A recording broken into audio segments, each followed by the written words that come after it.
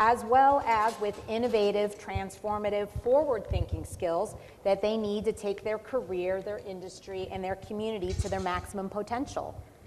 I'd like to begin. Sure.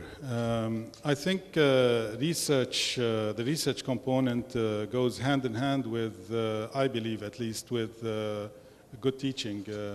It's not always the case, but usually a good teacher is a good researcher and vice versa. And as such, universities should very much invest in research, in all aspects of research, and engage students in that research, not necessarily at the graduate level, also at the undergraduate level. AUB, you may be aware that according to QS ranking, is ranked globally 228, and that's very simply due to several aspects, including the many research centers we have at AUB in humanities, social sciences, and engineering.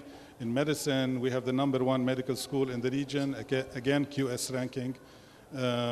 And that results in a very high ranking globally, also QS, in employability, number 73 across the world. So it's a win-win situation, you know, quality assurance in terms of program and institutional accreditation is a must. We don't have to wait in order to establish national quality assurance boards, because so much politics involved. I know as Minister of Higher Education, I submitted a draft law for establishing a council for quality assurance, and I don't want to talk about politics in Lebanon, but it's still in the drawers in the parliament. So universities should not wait for that.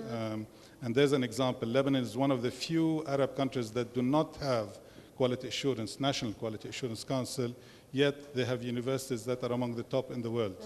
And the universities should strive to ensure that they attain international accreditation from international accrediting organizations that will take into account all of these elements that you mentioned, the research aspect, quality of teaching, diversity of the student body, diversity of the, again, according to QS, AUB is among the top 100 in the diversity of the faculty body. Right. So there are so many KPIs, so many aspects that feed into high quality university research being one aspect of it, and universities should strive in order to attain all of these, because at the end of the day, it's a win-win situation for students, faculty, and the institution. Sure. Okay. Dr. Modi, what's happening in Saudi in this regard? Just to start where Dr. Hassan stopped, in Saudi Arabia University, we have the King Abdullah University for Science and Technology. It's a world-renowned university that is highly competitive, but open to all nationalities equally for free education and research opportunities. So if any of you students are interested, it's worth looking into the King Abdullah University for Science and Technology, and it aims to solve global issues, not just local. Wonderful, thank you, thank you. Did you have something else? Okay. I think, it depends, when Indian universities, they are not very high in rankings. At one time, maybe 1,000 years back, we were #1. But now we are among, between 200 to 300, somewhere there. But then, we see good examples in India. We have Indian Institute of Sciences. Right. The president of that institute is also, on the board of the institute, of my institute. Right. Now, what you require, you have to create an ecosystem. If you want quality, quality will not come out of orders and fiats and circulars. Quality will come out if you create a good ecosystem where there is competition. One thing, you want to have people who are thinking teachers, thinking students, thinking managers. Right. The country should be on the move to think, transform, and then move forward. Right. Then I think things will change. And for that, I think yes, we have to have research. Earlier in India, we were just transferring, I think, knowledge from books to classroom. Now that is undergoing a big change. Now we're putting our students just next to a practicing manager. So it is becoming practice-based management. That has brought a very big change. At the same time, you want the student to think and then rethink and then come to the classroom. So we have, that's it. Thank you. Thank you. So many of our students here, and the purpose of this conference is that we have students that are very interested in studying abroad and outside of India. I myself had a very transformative study abroad experience when I went to France while I was at school. And if I had one tip to offer the students here, it would be to seek out a program where you live with a family rather than living in a school dormitory experience, to try and make connections outside of your fellow Indians. So I believe that by doing that, you'll have a more fully immersive experience. What one piece of advice would you offer the students here as they plan to study overseas? Anybody to start with that? Dr. Mishra. They must go, they must go with an open mind. Try to, grab as much as possible. Try to understand that system, where they have gone. Be one with them. Appreciate those and bring, I think, some of the good values from there to their home country. Wonderful. I think when King Abdullah started the scholarship program, he said one sentence that would sum up the advice I think he's giving to all the students that go abroad. He said the aim of the scholarship program is for them to know the world and for the world to know them. Mm-hmm. So my advice would be open to learning, but also be very open to teaching others about yourself and about your country and about your culture. Fabulous. Thank you. Well, there's no doubt that going abroad is an enriching experience because, and the Lebanese have been traveling for thousands of years. It's probably one of their secrets of success. But there's no doubt that students studying abroad is a very enriching experience, not because they're in a good university, but because, as you just mentioned, they are mingling with a new society, with new points of view, and that's why all top universities in the world, not just in the US, one of the main pillars of their strategic plans would be the diversity of the student body. Right. To attract students from, at AUB we have 70, 80 nationalities, and staying on campus with, regardless of where the campus is, with 80 nationalities, maybe mingling with 10 of those in over 3-4 years at university is extremely enriching because it teaches students, it not only diversifies them to different cultures, but teaches them different perspectives, different points of views, and makes them aware that there are other valid points of views to every single issue that is raised, and that is definitely very enriching. And it promotes what I keep referring to as tolerance, extremely important for graduates, as they will be ambassadors of their universities and their countries wherever they go. Excellent. Well, it is very difficult to advise, but I would venture to advise as to which institutions are a program that a student of today must look for. One, it is very clear that the traditional colleges and the universities are not going to deliver because their programs, the curricula, and the teaching methods are, they have outlived their utility, and therefore you need to be very clear about your own aspirations and using the instrument of education as a tool for realizing your objectives. Now it is in that context realizing that we are functioning in a knowledge economy where the economy is pulled and propelled by the application of new knowledge and the technology. You need to be clear as to which university or institution is going to provide you the quality education which will make you function in the modern economy. So it is very important to look for quality education and the quality and the relevant program. Now, the question is as to which university is going to provide. Now it will depend on the kind of entrepreneurial faculty. The faculty where they have been doing collaborative research projects, where they have been inviting experts from the business and the industry houses to deliver lectures, to provide you the background about the strategic methods of intervention for promoting the companies in terms of production, marketing, and distribution, and so on and so forth. So what is important is that you need to look at the institutions which are working in the frontier areas of knowledge, which are providing you the kind of education and training which will be required by the market today. So whether you are going to seek employment with organizations, MNCs, or where you are going to emerge as an entrepreneur, it is important to know as to which university institution have a very strong base of university, industry, cooperation, collaboration, and where you think that they will provide you the kind of education that is required. Now, most institutions are very transparent in terms of disclosing the information regarding the programs, the details of the faculty, the details of the cost and the fee, etc. So one should very carefully examine it, look at it, have some counseling on those issues, and accordingly identify the program and identify the institutions which they should be joining. And it is important to know as to what you are looking for, and then the institutions which are going to provide. I'm happy that this is a place where you have a confluence of those who are the seekers of knowledge and those who are the providers of knowledge. So this event provides you an excellent opportunity to get to know more details about the institutions and for the institutions to know about the aspiring students whom they have to cater for. So I think this this event provides you an opportunity to look for those kind of students by the institutions and the students looking for the institutions which will provide what they are looking for. Thank you. I'd like to take this opportunity to open it up. If there are questions from the floor for any of our panelists, I would invite you to step up and ask a question. Now is your time. Do we have any questions from the floor? Well, yeah, well, I have an additional question. Does somebody have a question? Well, if there's no questions right now, we'll move forward. If you, oh, you have a question.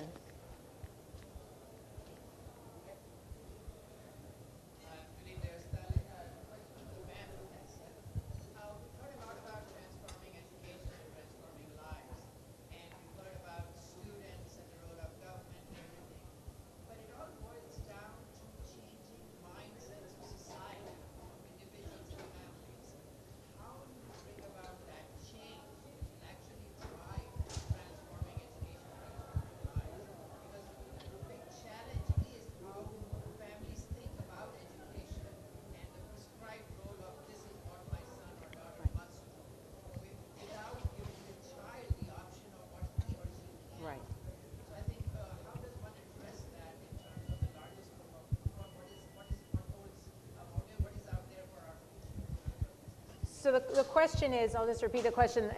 The question is how, in talking about transforming education, transforming lives, a lot of it starts just within the family unit itself. And how do you transform the attitudes that the families may have about what their children should do or what they see their path as being, and how do we more empower the students to make that decision for themselves? So I'll open it up to the panel. I can start with that. I think that's a very important aspect because I can tell you, in as far as Lebanon, probably the Middle Eastern region, students are not really aware of what they want by the time they're in their final high school years. And it's not about what the parents want. It should be about what the students should, want. And one way to address this, of course, students in most universities, if not all in the Middle East at least, they are accepted into a major. But like AUB, you can be accepted the first year as majorless, or even if you're accepted in a specific major, it could be a year where students can actually test their inclinations into as far as what courses and therefore what specializations they would like to pursue. And the reason why they can do that is back to the general education component, because most of these 30 credits that constitute general education are taken by students the first year, regardless of their major. So as a result, they try out different things, IT, math, humanities, social sciences in that first year, English courses and so on. And as such, it'll give them a glimpse of what they might want to pursue, and they are able to change their major. So that's one aspect to your question. Students should be empowered to choose, not their parents. It's their lives, not the parents' lives. The parents can help in answering some of the questions that students have. And in fact, a lot of the schools are really not doing their job in terms of equipping students with the necessary know-how as to what engineering means, what does medicine mean, what does the humanities mean, what sort of future jobs. This should be done at grade 10 and 11 before they apply early in grade 12 to their university specialization. The other aspect of your question, that's what I said before. They should be agents of change in their societies. And the only way to do that is to graduate students that are essentially global citizens, that have a global perspective of things. And there is only one way to do this, and that is to allow them to have as diverse an experience in their education, in the 3 or 4 year education at university as possible. And this comes through perhaps spending a term or a year abroad, or perhaps through the diversity of the student body at that university, through projects they might take, through internships in companies at the same country or elsewhere. So many different aspects, and of course through the type of courses that they take, which will open their eyes to human rights education, to aspects of interreligious and intercultural diversity, and these students eventually will be catalysts of change in their societies wherever they are. Thank you. Other thoughts on that? Yes, Dr. Mishra. What is important, is policies, policies at the level of the state, at the level of the enterprises, at the level of, organizations. If there are proper policies, you will see that they'll be driven, to go in for education. That is one. Number 2 is demonstration effect.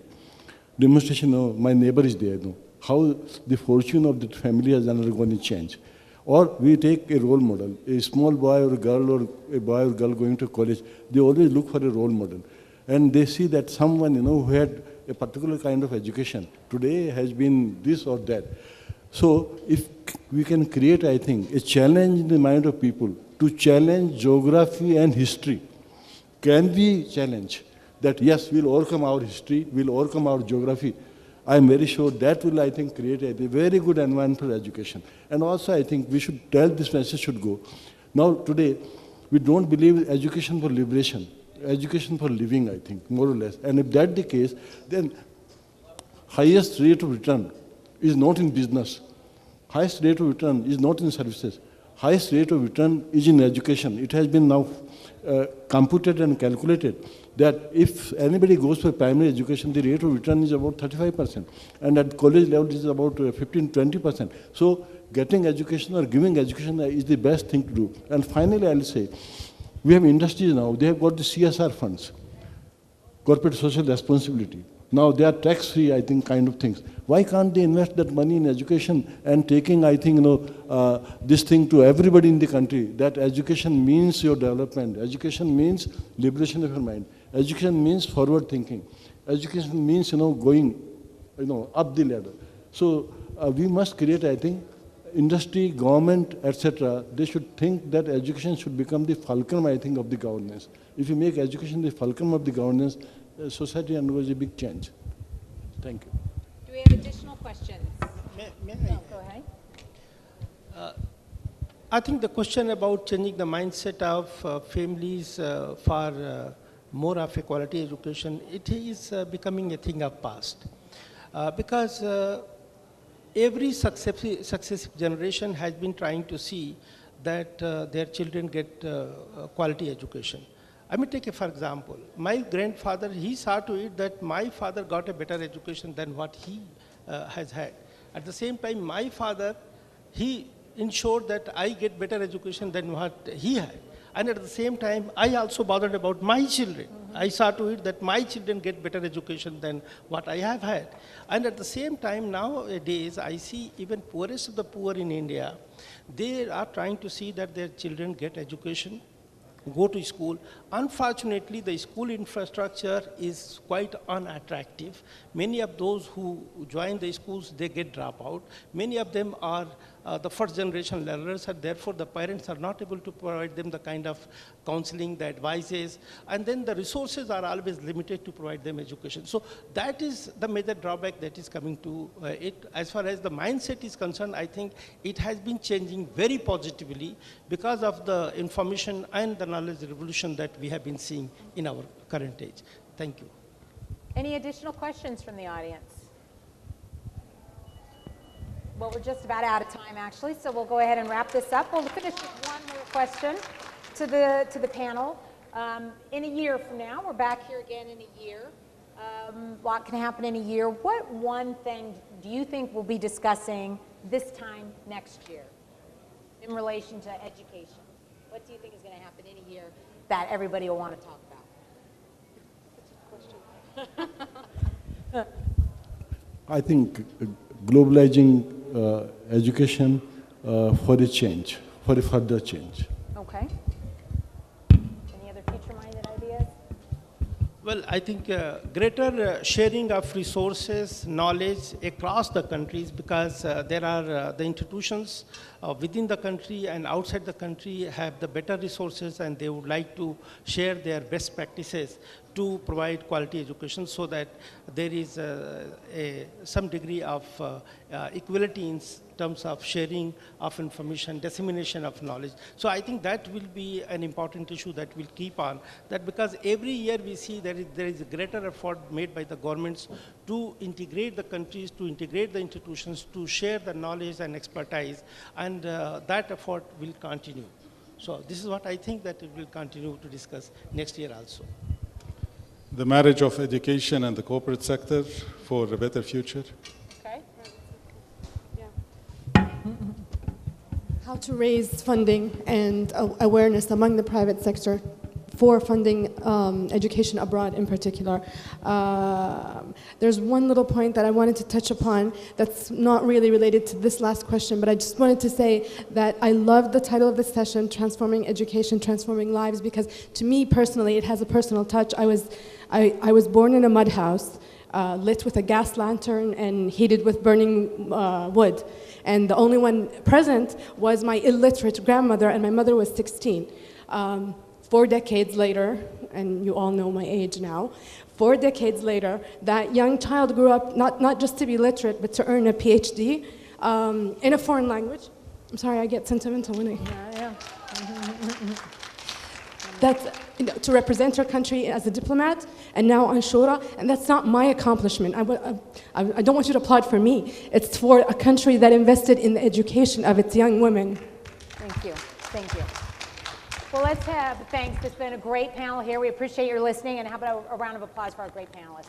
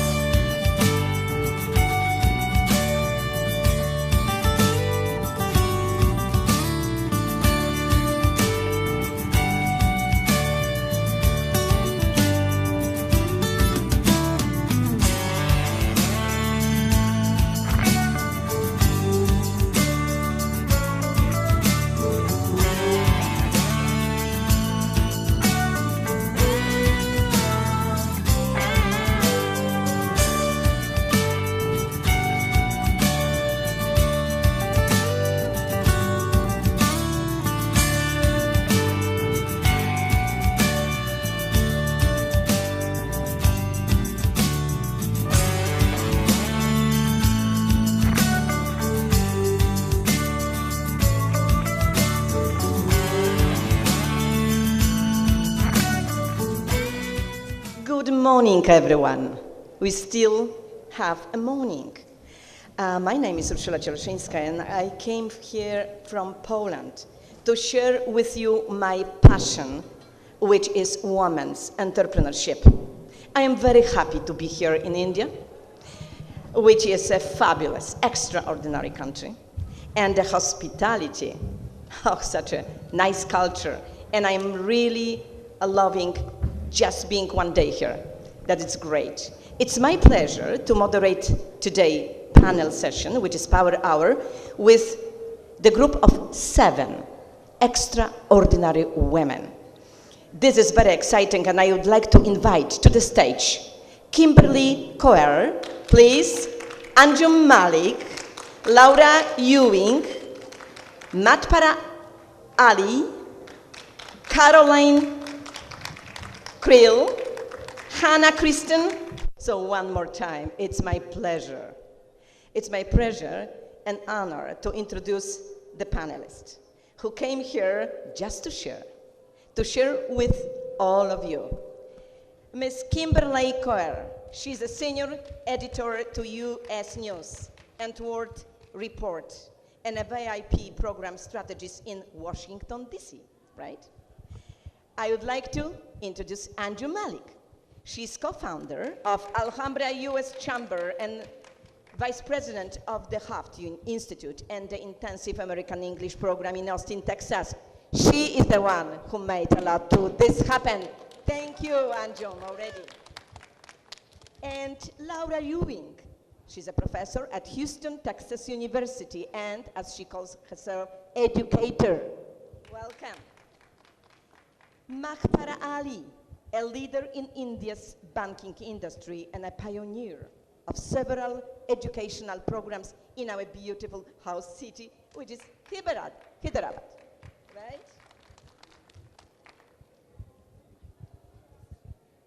And Caroline Krill, Dallas, Texas University. Currently, she's a consultant of leadership for students.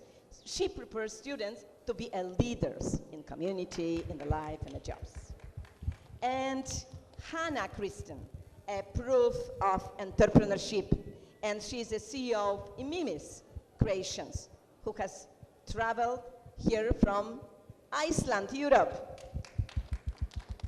And Ms. Hafsa, who heads a university in the Kingdom of Saudi Arabia. Welcome. All these successful, wonderful women are role models. They are efficient and effective leaders.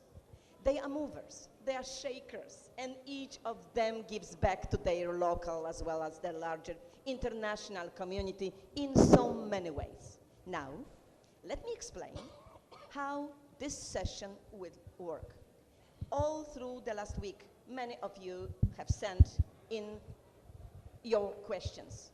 Online, of course, a conference director and I, we are the only ones who have seen them, sorted through, and put them in order.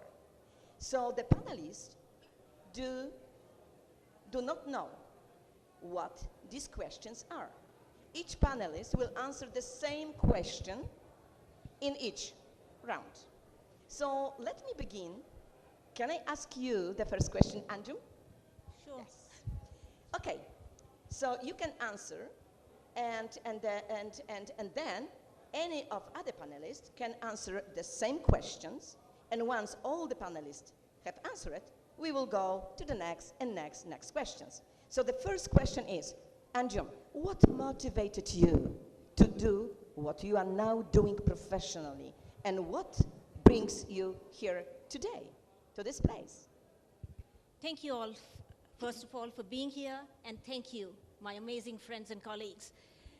Well, what prompted me to do what I'm doing and what brings me here today?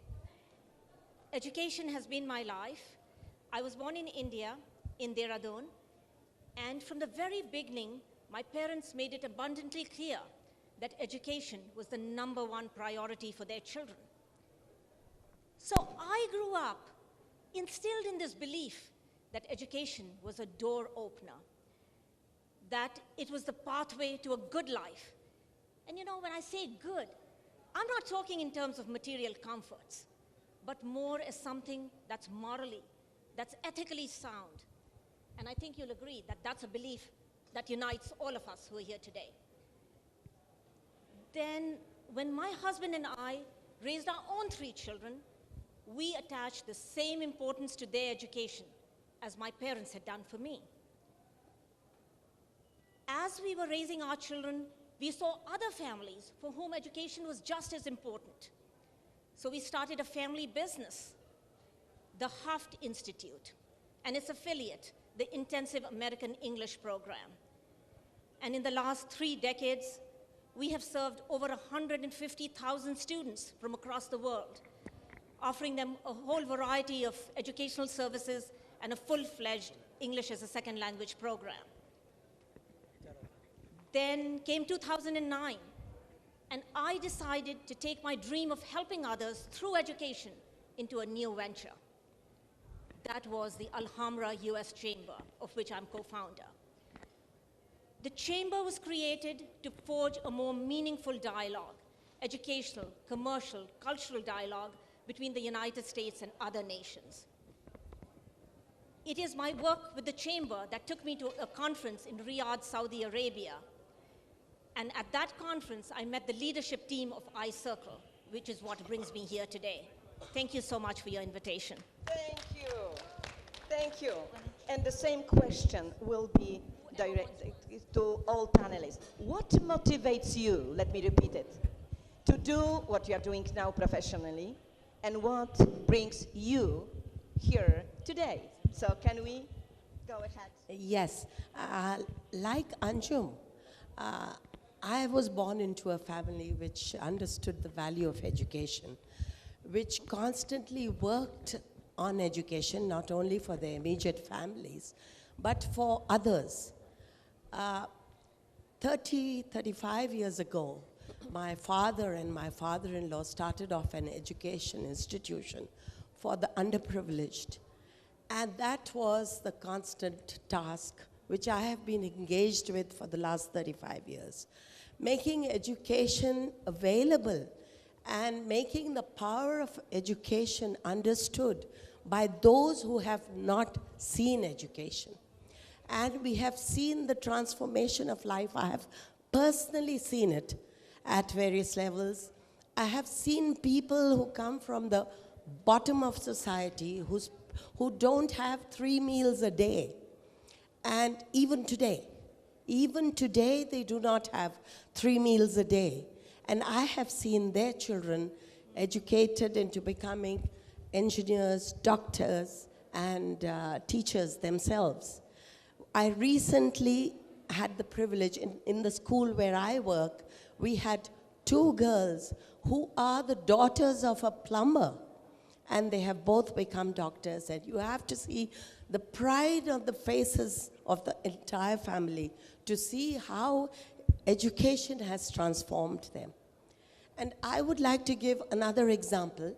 I also work with another institution where we empower women through education and through self-development to fulfill themselves. We took a group of women from the rural communities to Germany. It was a group of around 11 women. And it was amazing. You know, these women are the first generation in their families who have ever been educated. So not many of them have gone beyond school. And like Dr. Ansari said, the next generation educates their children a little better and the next better. So these are women who have not gone beyond school, and they have not stepped out of their villages.